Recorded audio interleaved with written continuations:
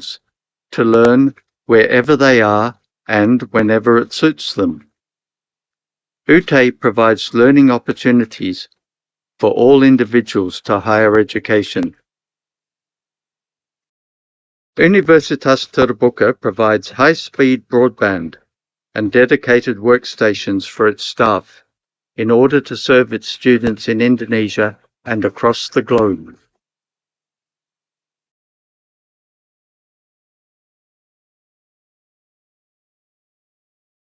UTE's head office is composed of several main units.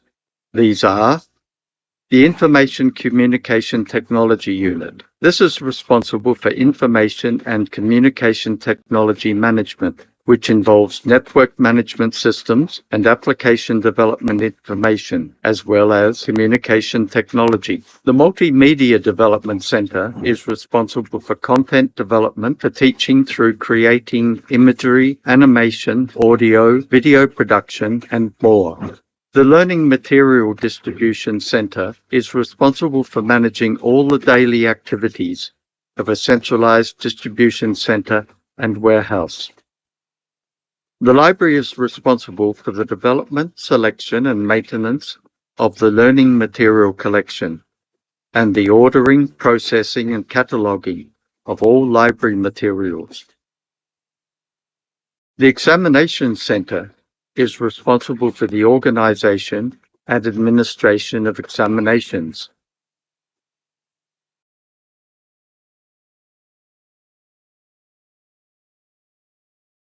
The Rectorate building contains the offices of the Rector and Vice Rectors.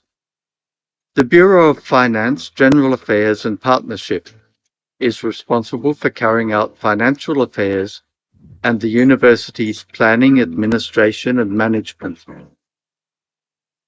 The Bureau of Student Administration and Planning takes care of academic and administrative services, including a contact center that serves the needs of students. The core teaching and learning functions of the university are conducted through 4 faculties. These faculties offer diploma, bachelor, master, and doctoral programs. These faculties are the Faculty of Economics, the Faculty of Law, Social and Political Sciences, the Faculty of Science and Technology, and the Faculty of Education and Teacher Training.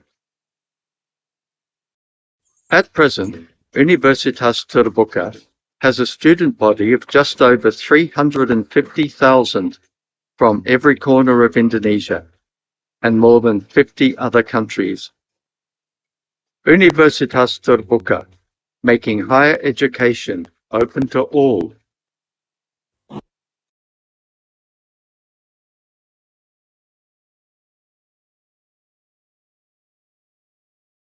Unlock your future with flexible learning. At the end of 2021, Universitas Terbuka obtained approval to become a state university with legal entities from the Minister of Education, Culture, Research and Technology of the Republic of Indonesia. Universitas Terbuka, the 45th state university in Indonesia. Universitas Terbuka has served to fulfill the government's vision of equitable access to higher education for all. Thus, UT contributes in accelerating the increase in higher education gross enrollment rate with service coverage in 515 districts and in more than 50 countries. UT has 39 regional offices and 1 office for overseas students. As a university that implements open and distance education system, the learning process in UT is carried out through independent learning using structured learning material and various information technology-based learning resources. There are 4 faculties offered: Faculty of Education and Teacher Training, Faculty of Economics and Business, Faculty of Science and Technology, and Faculty of Law, Social and Political Sciences. Welcome to the Faculty of Economics and Business, Universitas Terbuka. The Faculty of Economics and Business has a vision to become a world quality open and distance higher education institution in producing, organizing, developing, and disseminating economic and business information. To achieve this vision, the Faculty of Economics and Business has three missions. First, to provide access to world quality higher education for the economic and business fields for all levels of society through open and distance learning system. Second, to study and develop a distance education system in the economic and business fields. Third, to utilize and disseminate the results of scientific studies in economics and business, as well as institutional studies to answer the challenges of national development needs in general, cross-sectoral, and regional development in particular. The Faculty of Economics and Business has 6 study programs: Management, Tourism, Accounting, Public Financial Accounting, Economics Development, Sharia Economics, where most of them are accredited A. The study program curriculum is developed with reference to the vision, mission, and objectives of Universitas Terbuka. The structure of the curriculum contains various components that characterize its nature as a distance education institution that has a broad reach and world quality. Currently, the Faculty of Economics and Business has more than 130,000 students that scatter all over Indonesia and abroad. With a huge number of students, we are designed to synergize with other universities and institutions. These resource sharing between other universities and institutions include the development of printed and non-printed learning materials, examination materials, and recruitment of tutors, either face-to-face or online tutorials. Since the COVID-19 pandemic, the number of online tutorial classes has increased significantly. Currently, we have more than 10,000 online tutorial classes managed by more than 3,600 tutors. Our collaborations not only involve universities within Indonesia, but also overseas. The partnership includes the development of courses, exchange of students and staffs, joint research, development of human resources expertise, as well as exchange of publication. Some of our lecturers also have gained recognition both nationally and internationally. These include awarded the best paper in international conferences and received research grant from the government. Besides academic activities, we constantly encourage our students to be involved in the activities that support the improvement of competence, personality, and professionalism at the local, national, and international levels. As a response to the UN Sustainable Development Goals of education and lifelong learning, we provide high flexibility to students to pursue their education in accordance with their circumstances. Build a better future with the Faculty of Economics and Business Universitas Terbuka.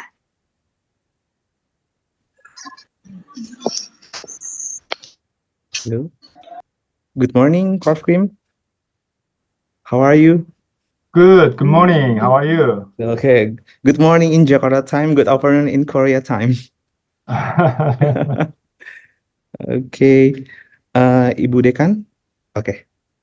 Ibu Dekan, apakah bisa kita mulai saat ini aja? Oke. Bisa dengar suara saya? Sudah Bu Dekan. Baik. Good morning, Prof. Kim. Good afternoon. Good morning. Good Nice to morning. see you again. Okay. We can start the recording now, I think. Okay. So can I just start or Maybe I will opening this. okay? Could you let me oh, I can share. Okay, no Okay. problem. Okay, yeah. Okay. Thank you. Assalamualaikum warahmatullahi wabarakatuh. Shalom, Om Swastiastu, Namo Buddhaya, Salam Kebajikan. Good morning, everyone. The Honorable our speaker, Professor Kim Bong, Salam warahmatullahi wabarakatuh. the Honorable Dean Faculty of Economic and Business, Universitas Terbuka, Dr. Merani Harsasi. Welcome our moderator, Mrs. Novita Nugraheni, and we are proud of the participant, all of our students, lecturers, and tutors. My name is Yudi Prastio. I'm one of a lecturer in accounting study program Universitas Terbuka and also Master of Ceremony for events today. Apart from being live at Zoom meetings, we are also live via the UTTV YouTube channel. Today we have implemented our activity Fakulty Economic and Business Universitas Terbuka, that is lecturing to provide knowledge and provide board literacy to all students, lecturers, tutors in accounting field. Currently, we have a wonderful guest speaker from Seoul National University, Korea, Professor Kim Hwan. Thank you very much, Prof, for your cooperation and attention, taking the time to share your wonderful knowledge and experience with us. To the participant that we are pro before they enter the main events, I will direct the agenda for today. The first agenda opening, second agenda welcome speech from the Faculty Economic and Business Universitas Terbuka, third agenda moderator session, and the fourth agenda is main event, that's presentation material from our speaker, Professor Kim Bong Hwan, fifth agenda Q&A session, and the last agenda closing. Good to all participants. Let's move on the next agenda. Welcome speech from the Dean Faculty of Economic and Business Universitas Terbuka to Madam Dr. Merani. Please welcome. Okay. Thank you, Yudi. Good morning, everyone. Assalamualaikum warahmatullahi wabarakatuh. Om Swastiastu, Namo Buddhaya, Salam Kebajikan, Rahayu. Annyeonghaseyo. The Honorable Speaker, Professor Kim Bong Hwan, Professor of Graduate School of Public Administration, Seoul National University, South Korea. Mrs. Novita Nugraheni as our moderator this morning, and all the students, also all participants who joined via the Zoom platform. It's really a nice occasion this morning. We gather in a very pleasant atmosphere to listen a lecture from Professor Kim Bong Hwan from Seoul National University, who will share his knowledge in the event of international lecturing hosted by Faculty of Economics and Business, Universitas Terbuka. Professor Kim, for your information, currently, young people in Indonesia really like everything about Korea, such as K-drama, K-movies, music, Korean singers, drama stars, and so on. Even skincare from Korea is also very popular in Indonesia.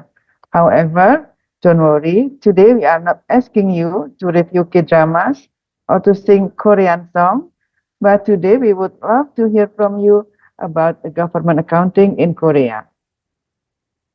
As we all know, South Korea succeeded in becoming a developed country in Asia in we can say not too long period of time.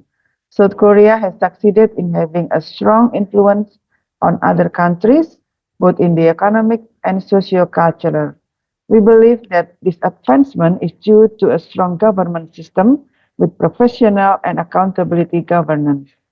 Therefore, this event is an excellent opportunity for all participants to listen to the sharing from Professor Kim Bong Hwan, who will deliver a topic about government accounting in Korea.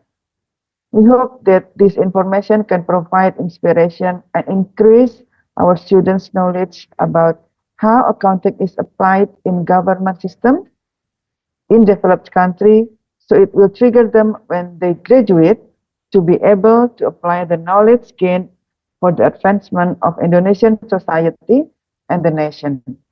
So, my students, this is an excellent opportunity for you to dig deeper into knowledge from our speaker, Professor Kim Bong Hwan, and in the question and answer session later, please ask as many questions as you can.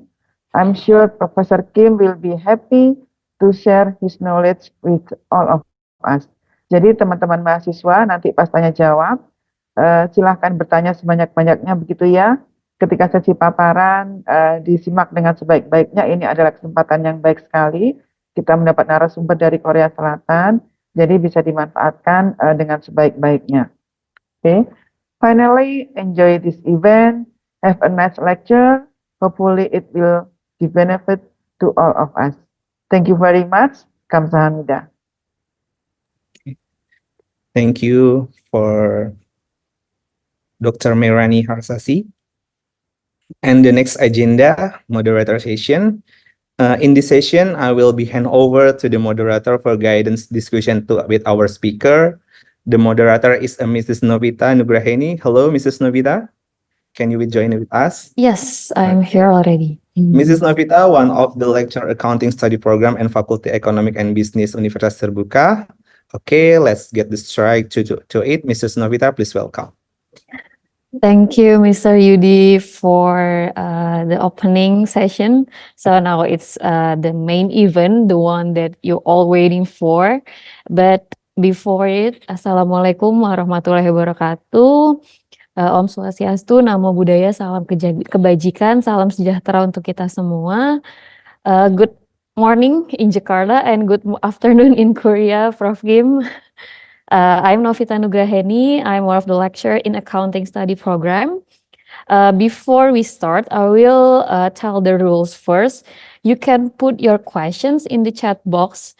You can ask anything in the chat box when when Prof. Kim presentation, and also you can raise your hand after Mr. Kim finish the presentation. And also you have to mute all your microphone when Professor Kim present Professor Kim present.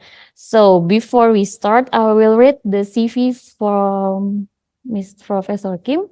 Professor Kim Bong Hwan from 2019 until now is a professor in Graduate School of Public Administration, Seoul National University, and he also have a many academics experience, and also he got his bachelor degree in Seoul National University College of Selesai Science, and for his master degree he got Master of Business Administration from University of Michigan Ross School of Business, and the PhD program in Business Administration Accounting from Washington University in St. Louis.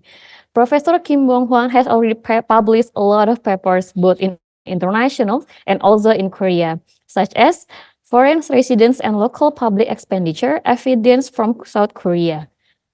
Professor Kim Bong Hwan has also published some books. One of them is Public Management in Korea, Performance Evaluation and Public Institution.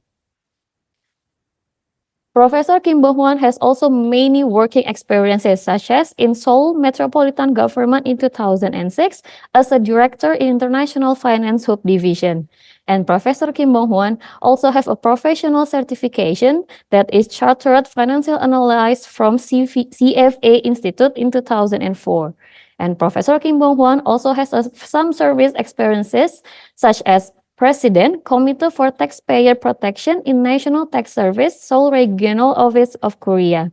Professor Kim Bong Hwan has awarded many things from some organization, such as the Republic of Korea Presidential Commendation in 2023 Accounting Day. That is the CV from Professor Kim Bong Hwan.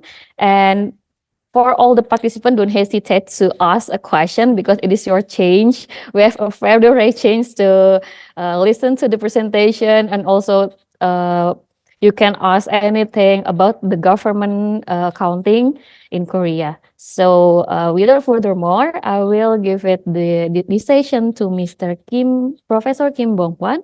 To Professor Kim Bong Hwan, time is yours. Okay, thank you, Ibu Novita and Bapak Udi.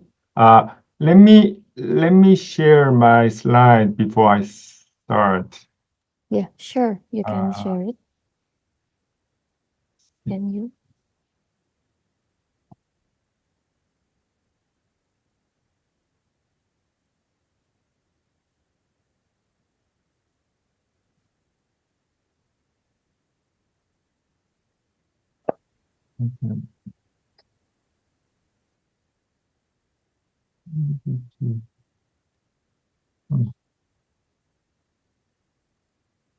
Sorry. I cannot find. I'm. Okay. Can you see the share screen one in the middle of, like in the Right. below, Uh, beside the chat? I know. This. Beside the chat. Okay, now I hear. Can you see my slide? Yes, sure. Already show it. Okay. Okay. Thank you very much. Especially Dean Mariani. I feel very honored, to have this opportunity. Oh, sorry. To present this government accounting in Korea. It's very tough one for me to present this one to you guys because it's lunchtime in Korea right now. It's noon, and we have more than, I think, close to 300 people, right? Participant. I mean, in Korea, the Korea is population is shrinking, so most of class I have maximum 50. Now I have almost 300. It's very challenging to me. So I'll do my best. And if you have any questions, just let me know. I will maybe go over this presentation maybe an hour, little bit over an hour, and I will take a question at the end. And if you want to ask some question in the middle, that's fine too. So let me start. So this is a accounting issue.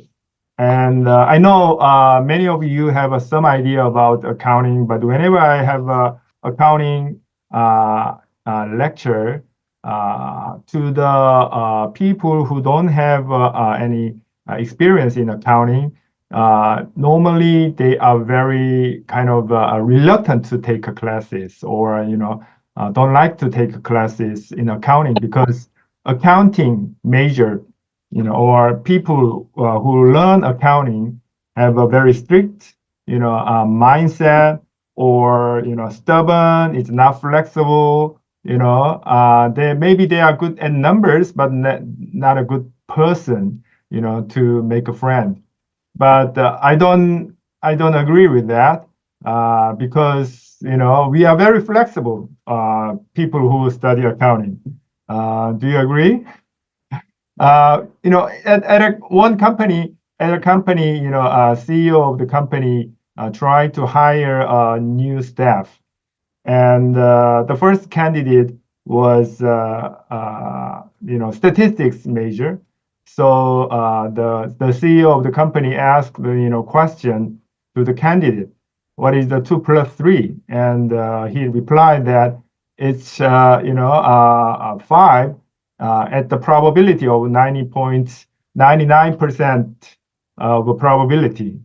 The second candidate was a law degree. So he asked, what is 2 plus 3? And he said the Supreme Court judged it's 5. And the third candidate was engineering degree. So what is 2 plus 3? The CEO asked. And he all of a sudden take out the ruling stick, and he said, okay, that's between 4.9 and 5.1. The last candidate was accounting major, okay, like us. And the CEO asked the same question, what is 2 plus 3?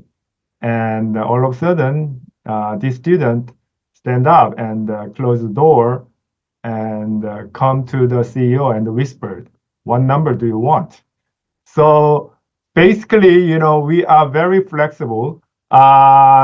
Just we try to, be accurate, but I can take any adjustment to this lecture if you like to hear anything else.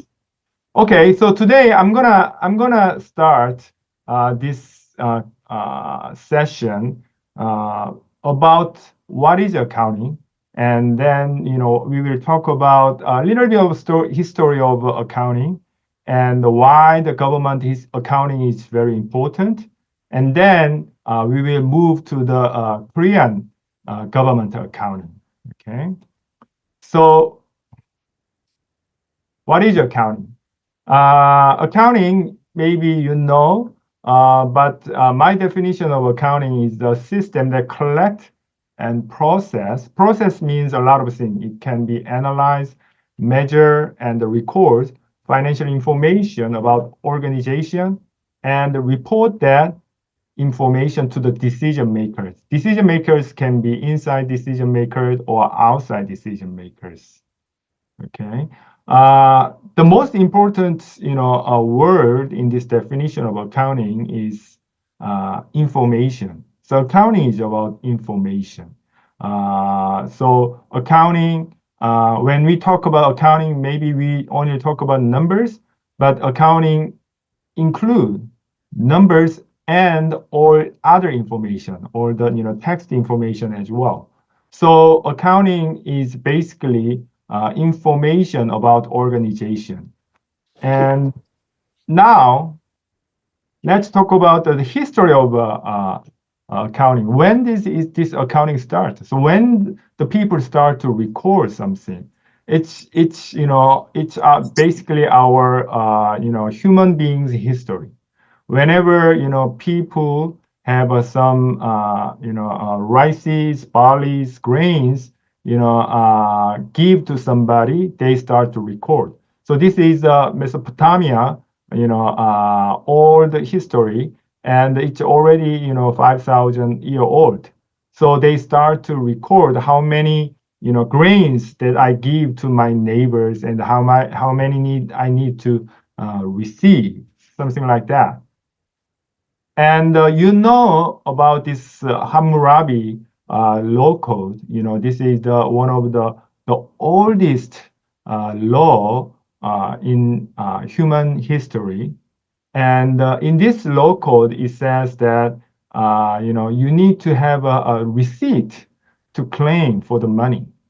Maybe you didn't know about this old history. It's already 4,000 years ago.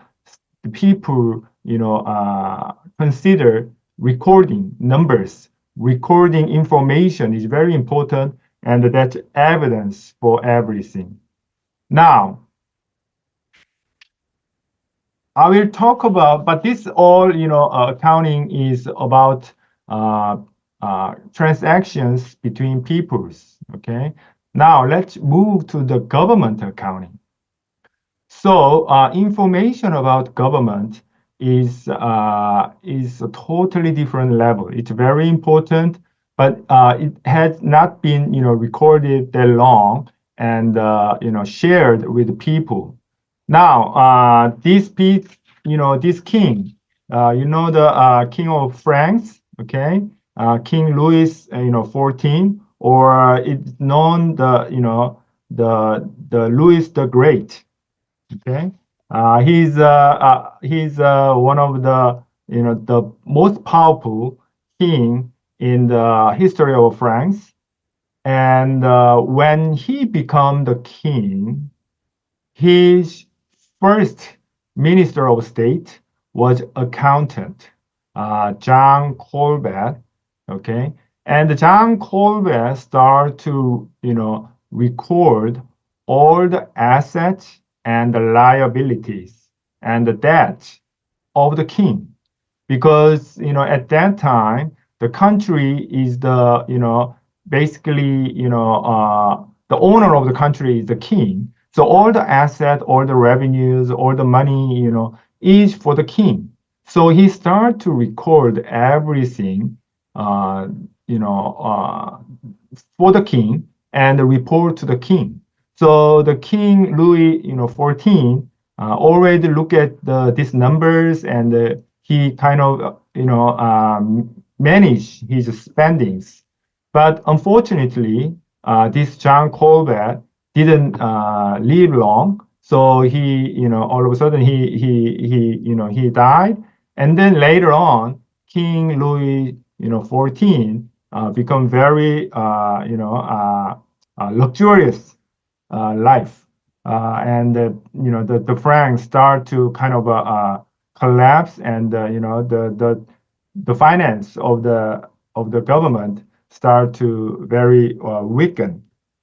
Now, the information about government, the information, recording the government is important, but also the more important thing is the disclosure of this information.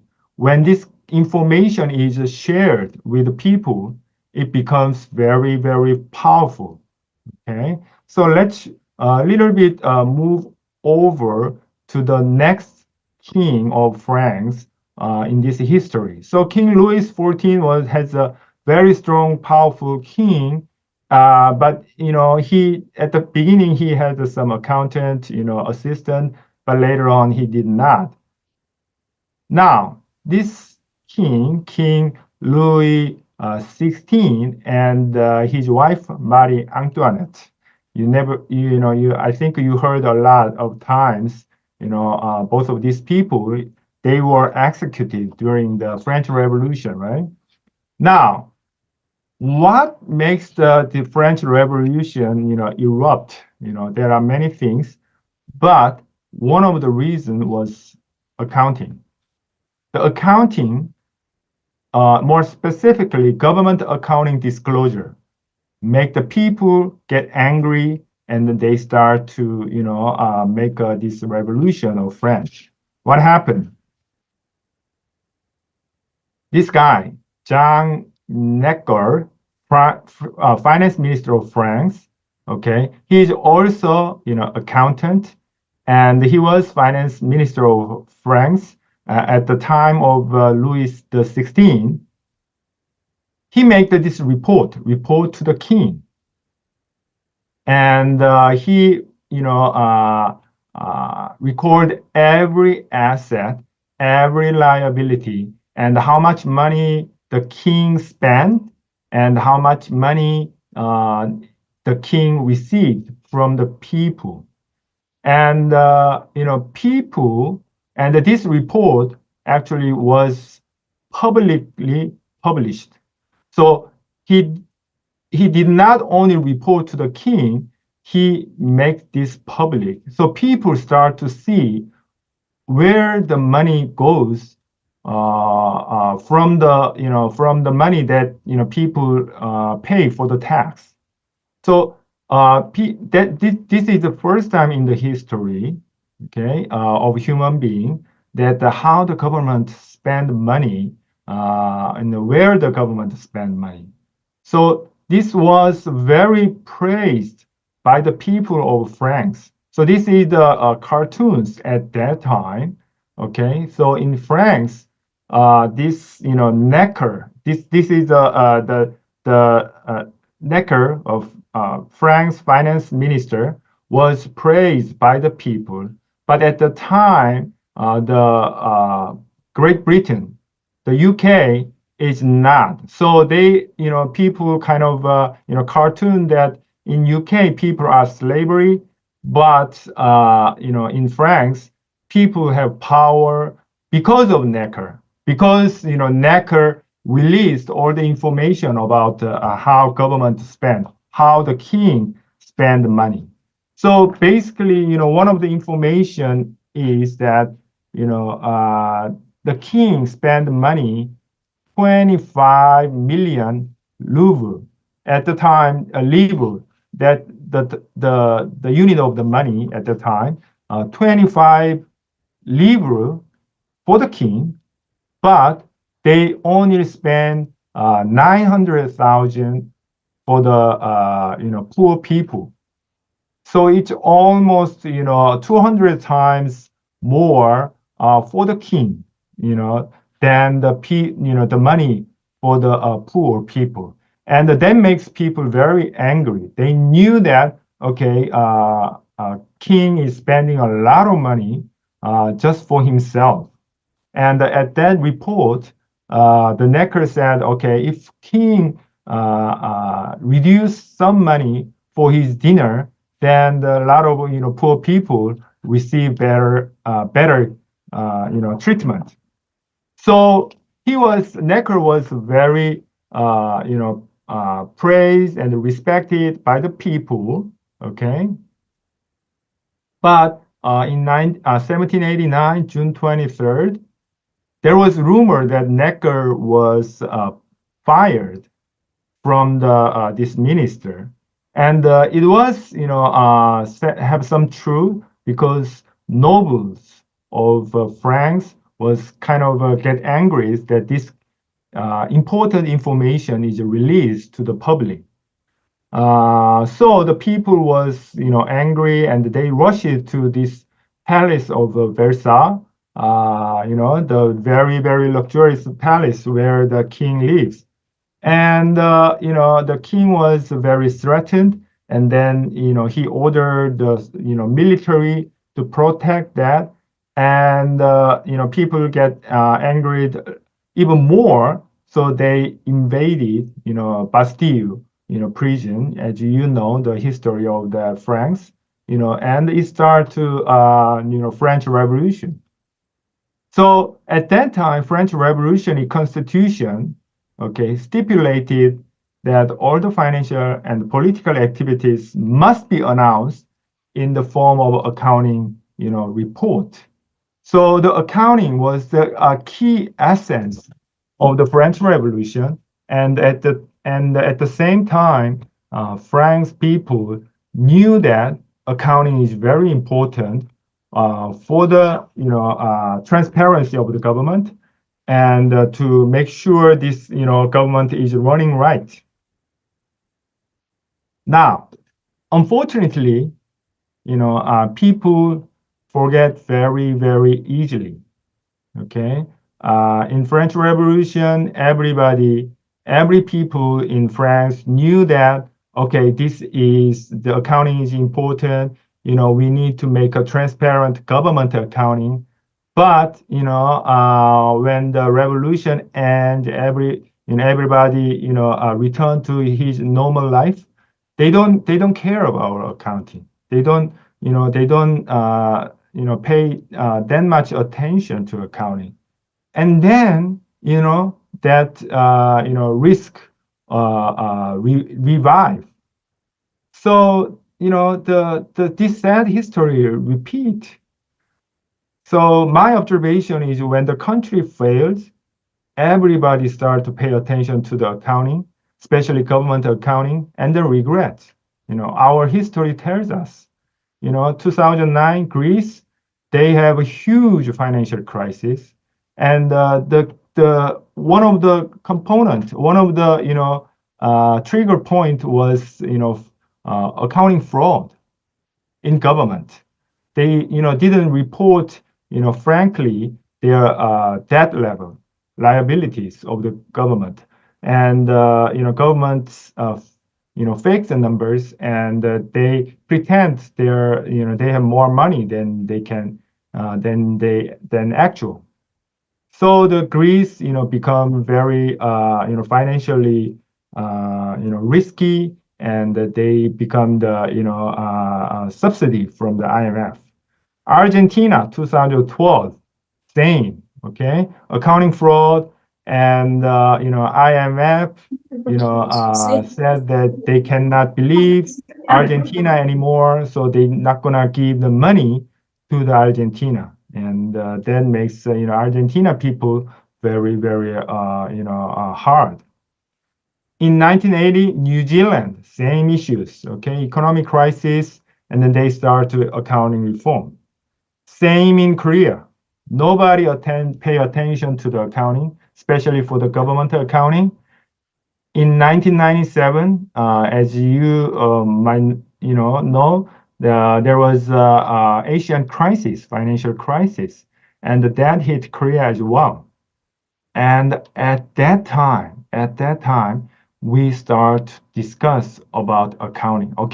Now we realize that accounting is important. Now we realize, government accounting is important. We need to do something for the government. At that time, we start to discuss about accrual basis government accounting in Korea. So it's a sad history when we ignore accounting. We don't know about exact information about the government, how much government is spent, how much liabilities we have, and that makes country risky, and that makes country financial crisis. Okay, so now let's move to the how Korean government accounting starts. So like I said, it started in 1997. Okay, now before I move to the history of Korean government accounting, why then accrual accounting? Okay, in Korea we had accounting in government before the Asian crisis, but it was cash basis accounting. After Asian crisis, we introduced accrual-based accounting. Then why accrual-based accounting is important? Because accrual accounting has more information. You remember, accounting is all about information. Accounting is all about information sharing. So the more information is better. Okay. Accrual accounting includes credit sales, not only cash sales, credit sales. So more information is included in accrual accounting. And assets are comprehensively managed. In cash accounting, we don't make balance sheet. Okay, so we don't know how much asset as a country has. Okay, we know that when we spend cash for the bridge, we know that there is bridge, but it is not managed after the bridge is built. Okay, in cash basis. But if we have accrual-based accounting, we every year the bridge remains in the book, so we know that how long this bridge has been built, and how much residual value of the bridge is left on the book. So asset can be comprehensively managed. And in third point, in accrual accounting, future risks are considered. Okay, because cash basis accounting only count fixed obligation, like borrowing from the bank, but it's not all. There is some future obligation payment is coming. For example, pension. Okay, so if you hire government officials, okay, the expense for the government officials is not only cash payment for now, not only the salary for now, but also the pension they will claim in the future after their retirement. And that is huge. That's even more than salary. And that future payment will be burdened by our next generation. But in cash basis accounting, we don't count that, and we don't know what risk is coming to us. But when we use accrual accounting, we can count this future risk, and we can manage that. Okay, so accrual accounting is very important for the government as well. So in Korea, this double entry and accrual-based accounting started in 1998, and we made some laws in 2007, and 2009 we start to test this accounting accrual-basis government accounting, and 2011 finally we start accrual-based government accounting, and the government submitted this financial statement to the National Assembly.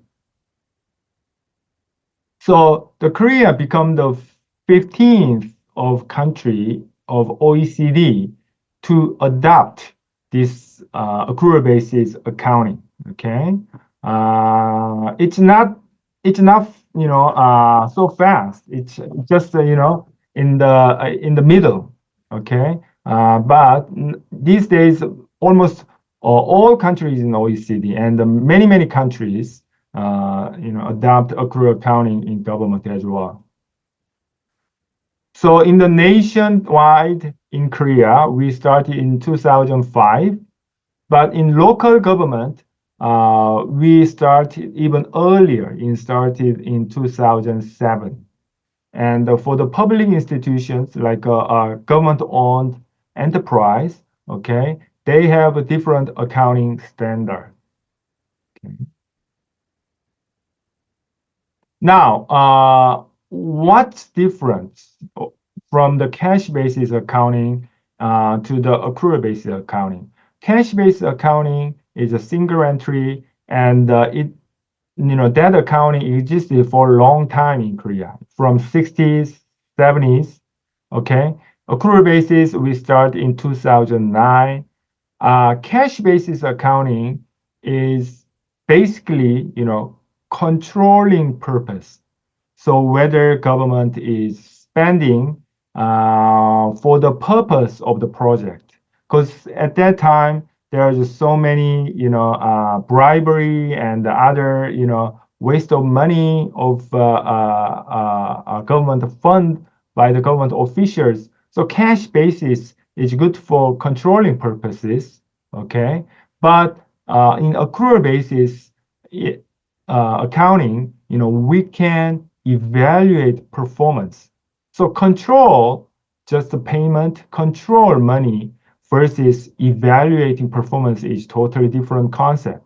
Evaluating performance is basically you look at the performance and you look at the cost of the project, and then we analyze, which one is cost effective.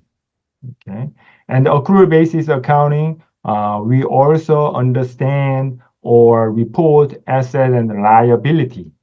Okay.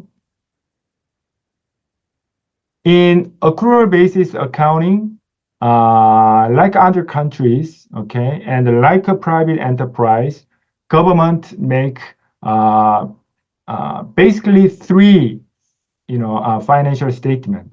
So balance sheet, like in private enterprise, we have a financial statement sheet, and income state, we have financial operations sheet, and for the equity change statement, we have a net asset change sheet. In private enterprise, they have a statement of cash flow. In Korean government, we don't have statement of cash flow yet, but we will introduce this statement of cash flow in 2 years. So it's coming, but now we have only 3 set of financial statement. Now, what is achievement from this accrual implementation in Korea? So what changed? I know that Korea has started to make this financial statement, but in reality, what this Korea government financial accounting brings to the Korea. So first thing achievement is, I would say, strengthened fiscal soundness management. Okay. Now see that here 2011 is the official starting of government accounting. Like you can see from here, liability is jumping up, right? Central government debt is basically a cash basis debt, and the liability is accrual basis, liability. And as you can see, when the government have official financial statement, this liability jump up. Why? Because of public government officials' pension. So government official pension didn't record it, rightly, but from 2011, it started to be recorded as official government liability, and the people to see that, and the people start to discuss. Okay, this is a big issue. Okay, we need to control this control pension, like a French Revolution. People start to know when the government share this information, when people demand this information and know this information, they start to demand to the government to do something, okay, to slow down this debt, this liability. So what happened? We had this pension reform. So we had a government pension reform. It's hard to make this reform because it's a huge resistance from the government officials. Government officials, they don't want to give up their benefit, but because government accounting, because people saw that this liability is increasing dramatically because of this pension, okay, they demand to the government do something. So that's why we had this pension reform, and we were able to reduce some pension liability by decreasing pension payment and increasing pension age and all the amount. So government accounting helped to strengthen fiscal soundness management in Korea. The second achievement is government asset management.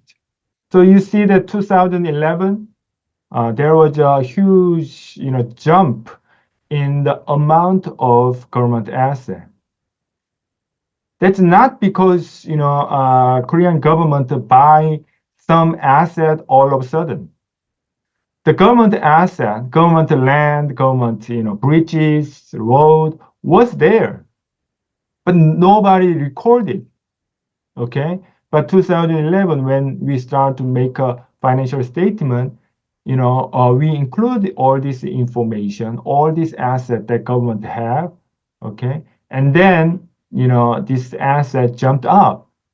Later on, they start to manage this one. Okay, how to utilize this government asset. The third point is comprehensive management on central government finance. So, when we have government finance, government financial statement, we look at the total asset and total liability and how much net asset we have before, okay, all the information is, scattered, piece by piece. So nobody knows the whole picture of the government, finance. But with the financial information, with the government accounting, we are now able to manage all this asset and liability comprehensively. Okay, I think also it helped us to international compatibility because most of countries in the world now use government accounting.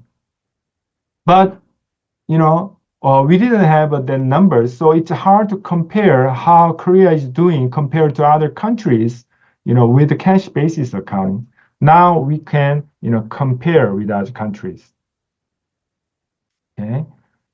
So Korea, is it looks okay in terms of liability to asset ratios. Okay, so far, but it's getting worse. Okay, more liability and more spending becomes important issue in Korea as well. But at least we can compare with other countries. Okay, with this government accounting. Now, another expected effect. I didn't say this is achievement because we didn't fully have this achievement, but it's coming, and I think it takes time. That's why I said it expected this effect of this accruing information. One expectation is performance-oriented government management. Okay, when the government is evaluating, okay, whether this government or this government agency is doing better than others, okay, they look at only the result. For example, let's say, okay, our local government make the museum, and they are saying, okay, we have 100,000 visitors, okay, every year. So this is good achievement, okay. But we have to think about how much cost is is incurred to make this 100,000 visitors is coming. Okay, I mean more visitors is coming, but if you have too much money spent for the museum to bring 100,000 people, it's not effective. Okay, maybe you should spend that money to some other project to have a better result.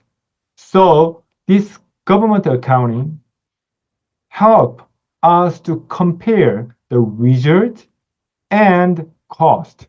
So we understand which one is cost effective. Okay, so this makes government start to manage their project performance oriented and cost effective project. So that's big benefit of accrual information, but it's coming. It's because this demand a lot of things to change in their system and compensation system. So I don't think Korea is a fully have this benefit, but it's it's expected benefit. Another one is a systemic fiscal management with the accrued information. What do you mean by that? When I compare globally with the cash basis, Korea the debt ratio is not not serious at all. I mean it's only 36%. Okay, but when we compare accrual basis information, it's much more higher, and it becomes hitting the dangerous area. So with this accrual information, we can manage fiscal of government more systematically. So we see all the current obligation and the future obligation as well. So that makes our government more systematic management. Now, let's move on to the actual government financial statement of Korea and see how the government of Korean financial statement is looks like. Okay, so the government financial report have basically 4 components. The first one is overview of central government, and this includes all the economic situation and budget allocation and the execution. Okay, and the second part is report on the revenue and expenditure, and this is all cash basis. Okay. So how much tax revenue comes and how much cash expenditure is spent during the year. So as you can see, okay, Korea is still use cash basis as a major management. And that's why I said it's the full benefit of accrual financial information is coming, not yet achieved fully. Okay. The third part is financial statement. So basically, this is accrual based financial statement, and all the notes and everything. And then the fourth part is performance report of the government. So how the government did. Now I'm gonna talk about this the third part, financial statement, in more detail. So this is the first one of the financial statement. Okay, this is a summary of statement of financial position Okay, so it looks like company's balance sheet. Okay, so there are asset and liability, and the difference becomes net asset. Okay, so there are three portions. So if you look at the asset, okay, we have current asset and the investment, and property, plant, equipment like land and everything, and the infrastructure asset, and the intangible asset, and other non-current asset. And the liabilities, if you look at the liabilities, okay, the biggest portion is the long-term provision, and this is about government officials' pension.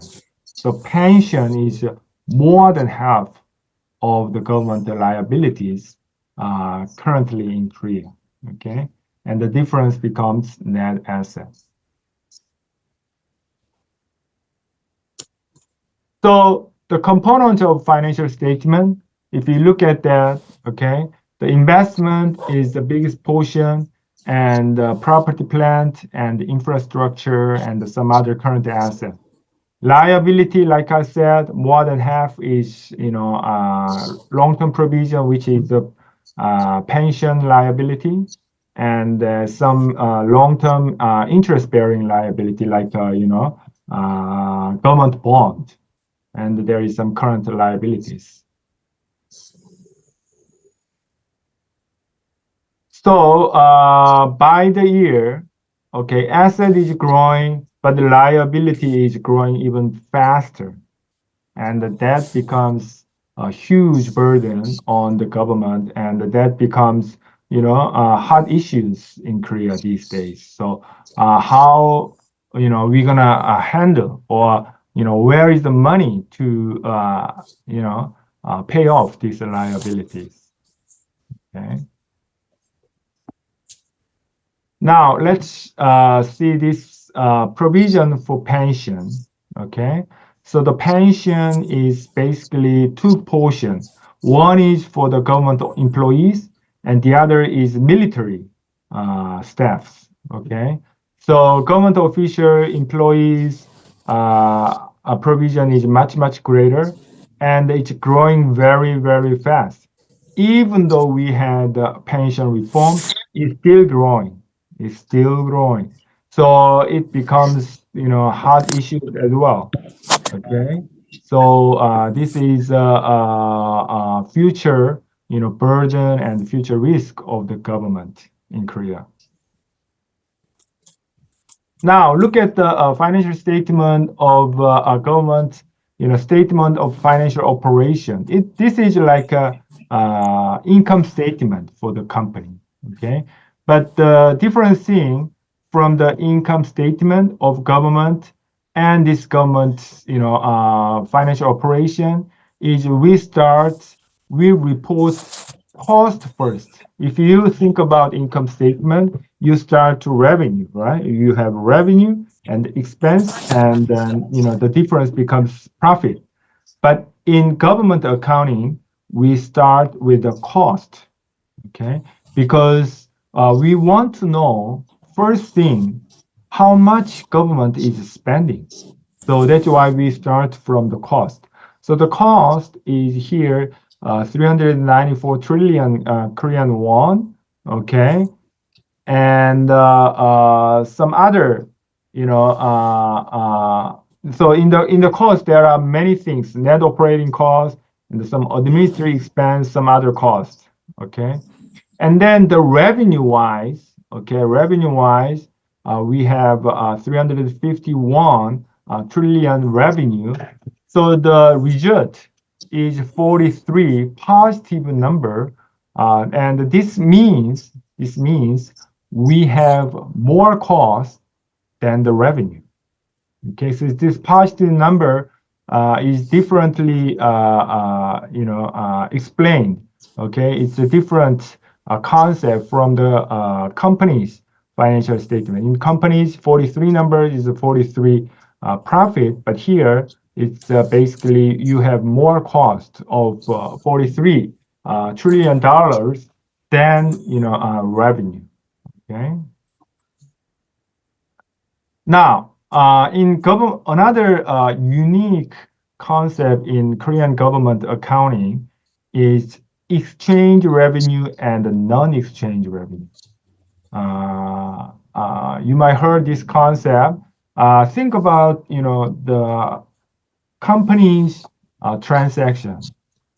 If companies sell something, okay, and if you buy something from the company, okay, then you pay money and you get their product, right? So it's always exchange. You give something and you receive something. But if you think about government, it's not like that. Some of the government services, okay, you give money and you get something. Like museum, right? You pay the museum admission fee and you get the benefit of look around the museum. But some of the government pay, your payment to the government is not exchange transaction, like a tax. Okay, you pay tax, but you don't get the specific services from the government. Of course, you get the general services from the government, like security or military protection, something like that. But it's not because you are paying tax. The people who don't pay tax get the same services. So that kind of revenue that government will receive, we call the non-exchange revenue. Okay, so tax is the biggest portion of non-exchange revenue. Okay, and some levies and some social insurance, and that's all the non-exchange revenue. And exchange revenue is like government receive something and give some specific services as a return. And look at this one, revenue and expenses. Revenue is also growing very fast. Okay, I'm sorry, expense is growing very fast. So it's always a little bit of more expense than revenue. Okay, so that's another issues. Then how can we improve our revenue and reduce unnecessary expense for the government so that we have sound government. Okay, and this is program cost. Program cost is a part of operation cost, but it gives us the chance to compare the cost effectiveness of each program. So each program has each net program cost, so we can compare which one has more costs than the others. Okay. So let me conclude. So the accounting is the key component to democracy and a transparent government. We saw that how French history tells us, what French history tells us, when the people start to know the government accounting, when people know where the government is spending money, then the people know that what we need to demand to the government, and that then makes whole the government change. So accounting is very important to the democracy and also transparent government. Okay, and accrual, especially accrual-based accounting, is indispensable to the management of a country because it includes all the financial management of asset and management of future risk and all the cost and benefit. All the costs and the revenue are comprehensively managed only in accrual-based accounting. And adoption of accrual accounting in Korea helped better management of national fiscal soundness, but pension liability is upcoming risk to be addressed in Korea. Okay, because of all the aged people and the shrinking population becomes big issues in Korea as well. Okay, and the close monitoring on government liabilities becomes more and more important after COVID-19. Because during COVID-19, all the government spend a lot of money, so government liabilities is increasing in all over the world. Okay, and we cannot keep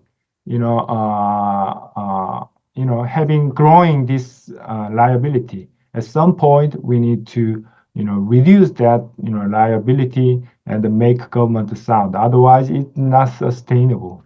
Okay. Okay, that's all I have. Terima kasih. Thank you for your attention. And if you have any questions, okay, anything about Korea except beauty, items, okay, I can answer. Thank you. Thank you, Professor Kim, for the incredible presentation.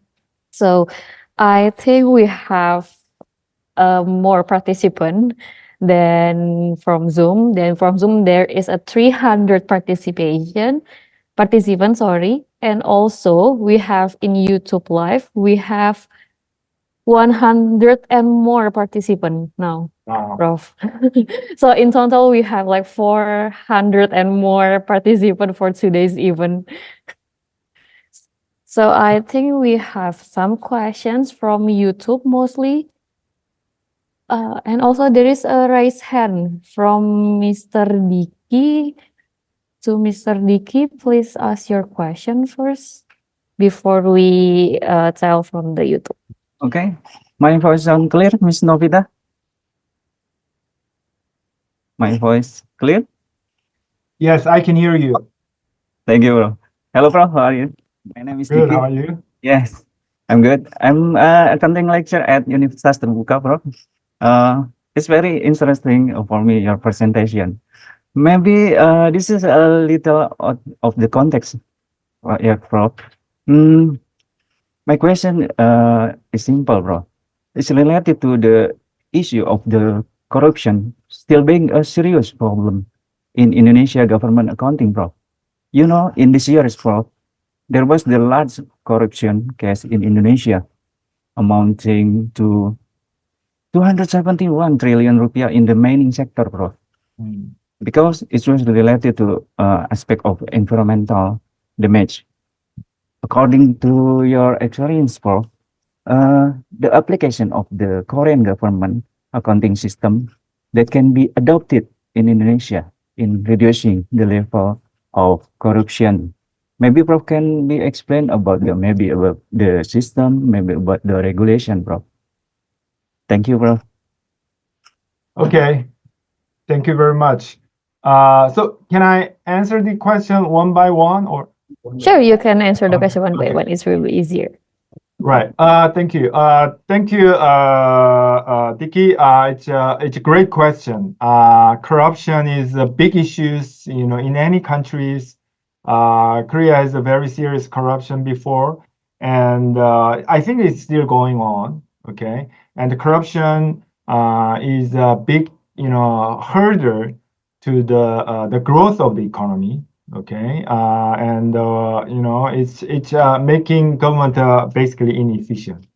So how to reduce corruption? I mean, there are a lot of research, right? I mean, you can change the laws, you can change the systems and everything. But there are also a lot of research about relation between accounting and corruption. So all the research is pointed out, okay, transparent information sharing of the accounting reduce corruption. So, when government hides something, there is corruption. When government disclose all the information, okay, corruption has no space to rise. Okay, but there are huge resistance from the government to disclose all the information. They are claiming, like French Revolution, they are claiming that's a secret of the government. That's top secret. That's key information that should not be disclosed to the public, because maybe our enemy will know that. Maybe some other national risk is is at risk. Okay, but that's all they're claiming. I mean, we need to disclose. Let me give just one example of Korean case. I mean, corruption is related to a lot of things, cultures, law system, a lot of things. But one of the, some corruption or, misbehavior of government officials is spending money for their own purpose rather than the public, right? So there is budget for the, all the high rank or some middle rank, government officials to spend expenditures, right?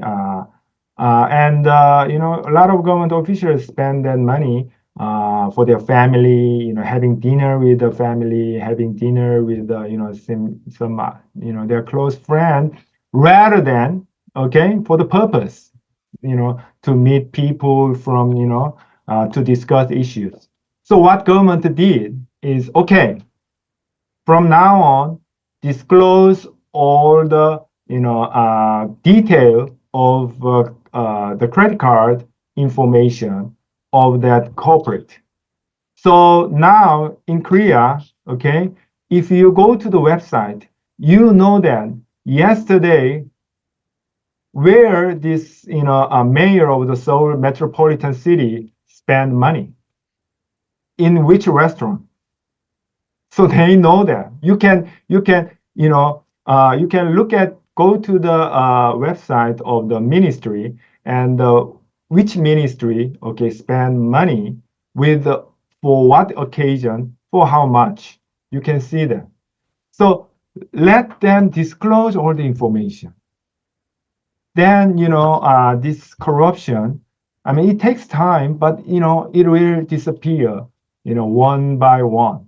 So if you know that as a government official, if you know that your all the activities, your all spending is disclosed, then you will be very careful. You will think twice. Okay, whether I should spend this money or not, whether I should make this acting or not. So I truly believe that disclosure of information, disclosure of accounting information, help, reducing this, corruption a lot. Okay, thank you. The key is like transparent, right, Prof? The transparent is very important to reduce the corruption, so everyone can see what the leaders spend for most of the time. Is that true, Prof? Yeah. Yes. Thank you, Prof. But we have another questions because most of our participants are so excited with this event. So please to Team IT show the questions from the YouTube.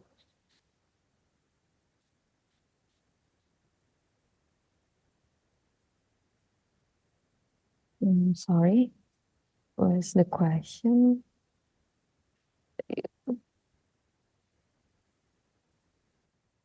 Dari lagi.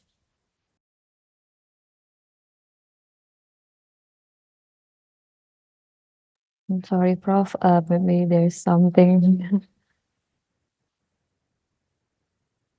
So Team IT, please show the questions from the YouTube. Yes, this is the question. The first one is from Zain Eldest. How are accounting records in several companies in Korea consolidated or separated? Is it okay with the question, Prof? Because it's not related for the government accounting. Right. I That's think this is for the companies, right? Yes, is that okay? Right. In Korea, no problem. In Korea, we are adopting international accounting standard, and by the international accounting standard, consolidated financial statement is the basic financial statement for the company. So they have all consolidated all their subsidiaries. Okay, so that's basic accounting statement for the company. Okay, thank you, Prof. So there is a second question from YouTube from Sofia. What are the challenges and problems that arise in Korea today if government accounting is not going well? Do you think Korea has implemented government accounting well? Wow, that's a tough question. Okay, to be frank, I don't think Korean government accounting is not going well. I'm very, take responsibility on that as well.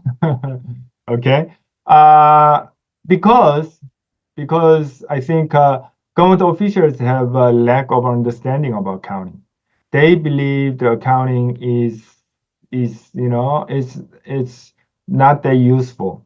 So they need to understand more about accounting.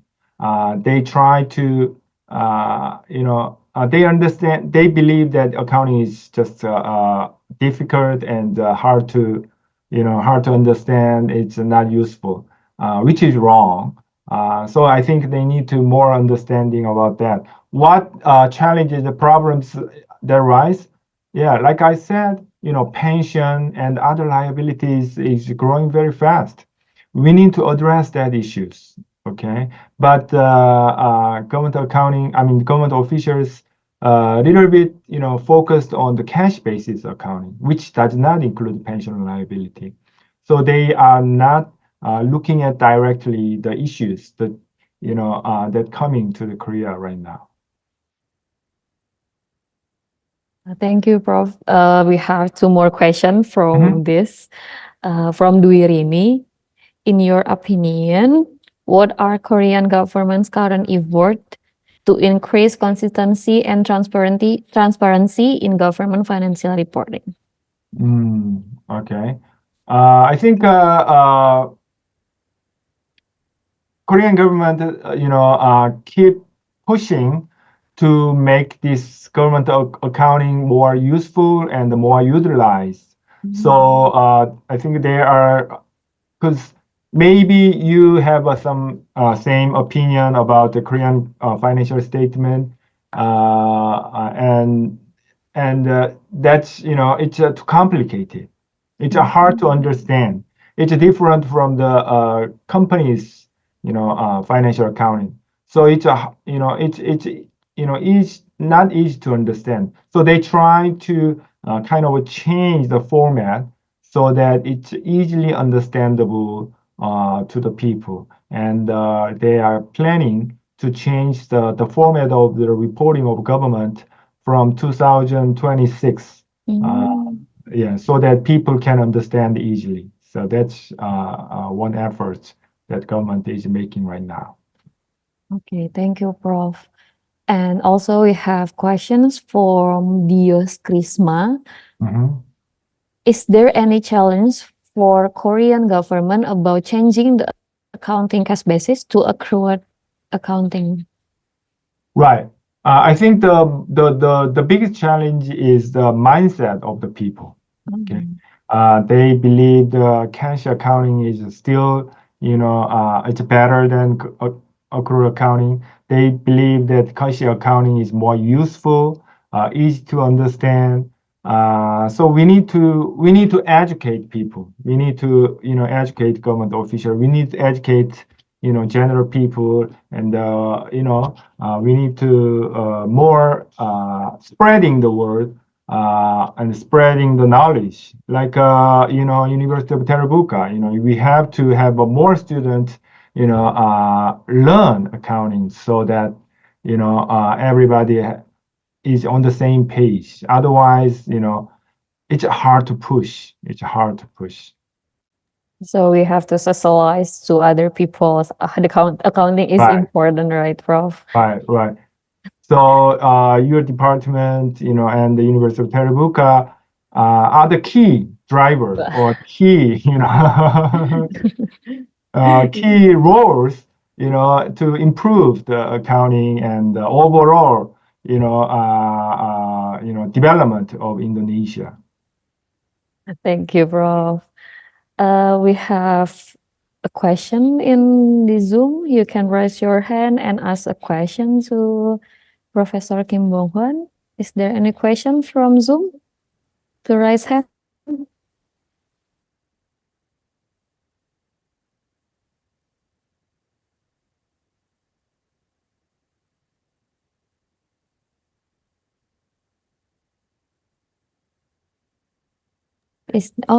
We have one more question from the raised hand from our MC, Prof. Mr. Yudi Prasetyo. So please ask your question.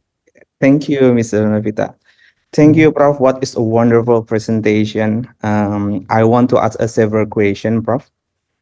In Indonesia, for government financial reports, we have six types for financial report. There is a budget realization reports, operational report, balance sheet or financial position, cash flow, equity position, and notes of financial report. The difference between reports is only one in the companies. In companies, there is no budget realization report. What about in Korea, Prof? For government financial report, how many types reporting financial? And is there any difference with company financial reporting? And the second question, and then the related to the method of recording accounting transaction or accounting policies. In government in Indonesia, for financial report, we use two methods, or what is called cash stored accrual for recognition accounting policies. Why? Because the budget realization reports cannot use an accrual basis accounting policy, because the operational performance of regional governments that use full accrual basis can still be compared with the budget report on the cash basis. How about in Korea? Is there a budget realization report for the government financial reports? If any, how is accounting policy recognized? Thank you, Prof. Okay, thank you. I think two questions are all related, and I'm very glad that you raised this question, because I didn't talk about this budget issues, okay, and that's very important issue. And I was thinking about talking about this one, but it's a little bit more time explanation. But I'm glad to you raise that. Okay, the budgetary accounting. It's basically cash basis budgetary. Okay, same in Korea.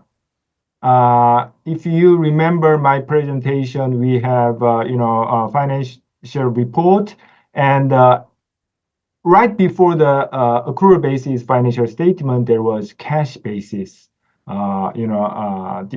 closing statement, and when we make a budget, also cash basis. We don't make accrual basis budget. Okay, so that makes all the accrual financial information is useless, or it's not getting the enough attention, because there is a budgetary section, right? And there is a closing section. Financial statement is on the closing section, but people, all interested in the budgeting section, right? So they, all the congressmen, all the politicians, all the people in the ministry are interested in how much money can I get for the budget for this year, and that's all cash basis. So all are interested in cash basis budgeting, and based on this budget, how much cash is spent on the cash closing. Now, my argument and my proposal, and I'm still champion of this one in Korean government. I'm telling the government officials in Korea, we need adopt accrual budgeting. Okay, so if we adopt accrual budgeting, like you said that we don't need this six type of long financial statement, like like you imagine in the company they don't have this one. right? Same in Korea. They don't have a budgetary statement for the company. Then why do we need for the government? Because all the budget and all the attention is go to the budgeting, which is on cash basis. So that's why I believe we need accrual-based budgeting, not only accrual-based financial statement closing. We need accrual budgeting, but it's not easy. It's not easy. Okay, it's not because all the government officials and the policemen, statesmen, the congressmen have to change their mindset, and they are used to the cash basis budgeting. So it's not easy, but there are countries who have accrual basis budgeting, like UK, like New Zealand, like Australia. They have accrual basis budgeting, and as soon as we have accrual basis budgeting, then people start to look at the accrual basis financial statement, because the plan versus result is all on accrual basis. So we need that. Does that answer your question, Yudi? Thank you, Prof. Thank you. Okay, thank you. Thank you, Mr. Yudi. Prof, we have more questions. Is that okay?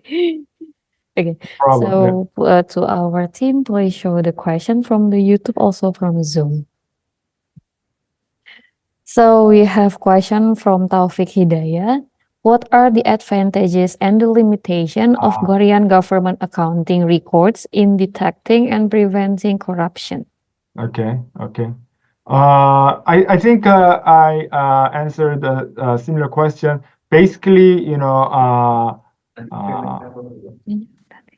transparent information sharing is helping the protecting corruptions and detecting. So I think there are some advantages, but still we need more disclosure, more transparent one. That's we have still a way to go. Okay, thank you, Prof. The second question is there a technology that have a role in the government accounting practice in Korea? Right. I think technology is very important, because we need to record things in the system so that when we make a financial statement, it becomes all compiled in the system. So we have our own ERP system for the government. Okay, it's a huge one, and that's actually the most expensive system in the government that has. So the technology, how to record the database, all the system is very important to make government accounting possible. Otherwise, I think it's impossible. Yeah. For the third question is about retirement income. So how to get it in accounting? It adds to government revenue or not, Prof? Right. That's a good question. In your brain, there is a lot of retirement. How? Yes. I think Vidya has a good understanding about accounting. Yeah, you are absolutely correct. If you are receiving, retirement contribution, right, from the employees, that's not revenue. That's actually liability. Okay, because you have to pay back later. So in accounting, in private company accounting, it's a liability. In Korea, okay, they are recording that as a revenue. I don't think it's a theoretically correct one. Okay, they need to change that, but because Korean government pension system is a little bit how can I say, a little bit shaky. they don't have enough fund. So they pay as you go system. So they receive the current, contribution from the employee, and they give it to the current retiree. So they don't reserve the money from the current, contributor of the government officials, because they don't have enough money. They just pay off to the current retiree. So that's why they are recording that as a revenue. But purely accounting perspective, they should not be recorded as a revenue. They should be recorded as a liability. Yes, you are correct. Absolutely. Okay, thank you, Prof. We have one more questions, but it's not related to the topic. Is that okay, Prof? Okay. Okay. Okay, so this is the question from Raden Fitria Mulia. I want to ask, currently carbon sales are on the rise. So are there any things that need to be paid attention to when recording carbon sales? Because what I see is that there are a lot of opportunities for corruption because the facts on the ground are usually different from the recording facts. So let me clarify the question. So about recording about the carbon? Yes, that's true. Okay. So the question is, the carbon recording is not transparent. Is that the question? Yeah, because there's a lot of opportunity for corruption. The difference from the recording, sometimes the carbon sales from the recording in the report difference from the real one. Okay. Got it.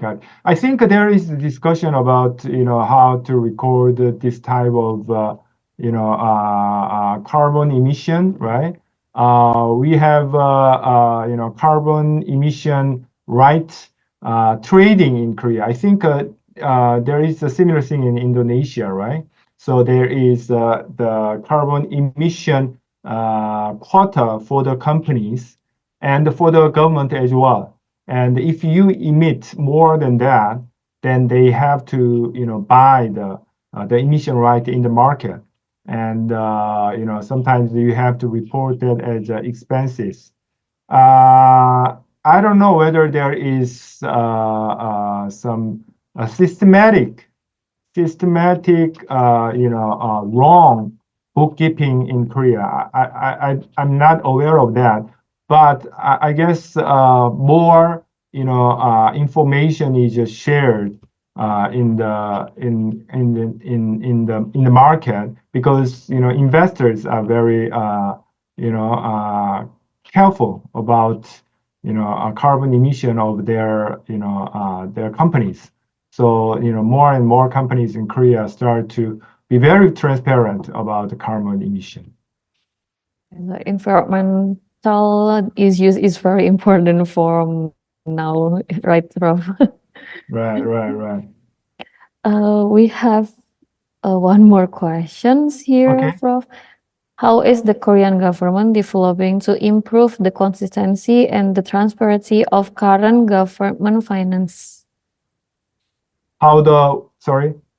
Korean government developing to improve the consistency and transparency of the government finance. Okay.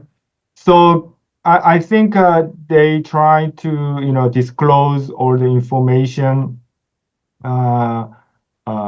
Of course, yearly, they are now, with the help of the system, now they are reporting all the expenditure every month. So every month, you can check how much government cash payment, not the accrual expense, cash payment is made by the government. You can see from the website on a monthly basis. So that's, I think, how the government try to make this accounting transparent. Thank you, Prof. I think there's no more questions again. So we can close the Q&A session for today. Before it, I will read some summary. The first one, government accounting in Korea started in 1997. Accrual accounting has more information. Accrual information enables analysis for project efficiency and effectiveness. To reduce the corruption is using a law and also transparent to reduce the corruption. And also the accrual-based budgeting is a need for now. So that's the summary. Thank you, Professor Kim Bong-han, for the wonderful knowledge, for sharing incredible knowledge with us. And I hope you stay here, as you still stay here for the certification. And I'm Novita Nugraheni. I'm sorry if there's any mistake during this session. So I will give it back to the MC, Mr. Yudi Prastio. Okay, thank you, Mrs. Narvita. Okay, we have reached the end of the event. Thank you for Prof. Kim Bong-hwan for your willingness to give us very, very extraordinary knowledge and experience.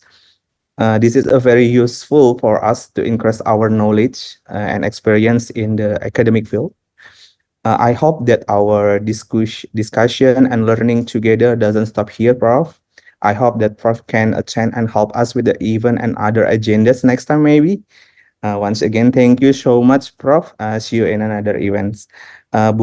Terima kasih kepada seluruh mahasiswa, dosen, dan tutor yang telah hadir pada hari ini. Terima kasih Ibu Dekan yang sudah mensupport dan mendampingi kami dalam kegiatan pada hari ini. Semoga kegiatan ini memberikan implikasi yang sangat luar biasa dalam bidang akademik kepada teman-teman mahasiswa, Bapak, Ibu dosen, dan tutor. Baik, saya mohon pamit undur diri sampai before end the session, this is a photo session. The all participant maybe you can turn on the camera.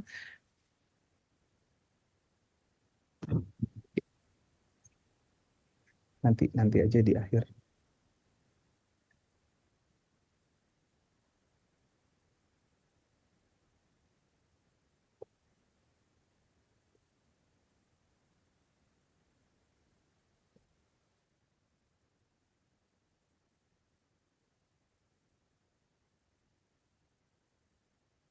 Oke, satu, teman-teman tim ICT mohon bantuannya untuk bisa mengcapture the photo session.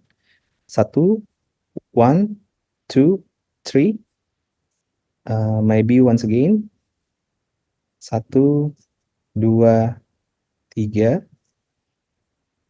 Sekali lagi. 1, 2, 3. Oke. Baik. Thank you so much from Prof. Kim Bong-hwan for your attention for today. Okay, thank you. Thank you a lot for this wonderful session. Especially thank you, Dean Mariani Harasi. I really appreciate. I really enjoyed this lecture, and hope we have this good relationship with University of Teriyaki, and go on. Okay, Terbuka, and go on. And I really appreciate all the preparation for the session. Thank you. Okay, thank you, Prof. Okay, thank you. Bye bye. Bye. Thank you, bro. Thank you, Prof. Terima kasih buat teman-teman seluruh mahasiswa, dosen, tutor yang telah hadir. Nyusul, Nov. Semoga kegiatan ini memberikan implikasi yang sangat luar biasa dalam bidang akademik kepada teman-teman mahasiswa, Bapak, Ibu, dosen, dan tutor. Baik, saya MC, mohon pamit undur diri. Sampai bertemu di kesempatan Anda dan acara berikutnya. Terima kasih. Wassalamualaikum warahmatullahi wabarakatuh. Untuk teman-teman mahasiswa, silahkan untuk isi link absensi untuk mendapatkan sertifikat. Untuk link absensi dapat dilihat dalam kolom chat box.